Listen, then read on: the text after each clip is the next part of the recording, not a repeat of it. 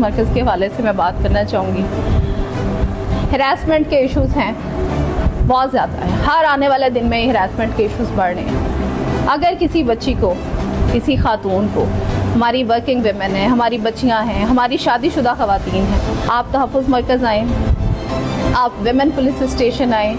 अभी recently CM Punjab ने एक और इनिशिएटिव पंजाब की ख़वातीन के लिए लिया है। एक वर्चुअल वेमेन पुलिस स्टेशन के नाम से एक तरीक़ाकार रखा है, जिसमें आप रेस्क्यू 15 पे अगर हरासमेंट के मुतालिक कॉल करेंगी तो वो कॉल जो है वो वर्चुअल वेमेन पुलिस स्टेशन में ट्रीट की जाएगी। हमारे पास अब मिसाल देने के लिए औरतें जो हैं ना, वो जर्नल निगार है हमारे पास, बेनज़ीर भुट्टो है हमारे पास, मरियम नवाज़ है आज हमारे पास। आप इसको मत छुपाएं, अपने लिए मसाइल को मत बढ़ाएं, हम आपको हर तरीके से प्रोटेक्ट करेंगे। We are with you.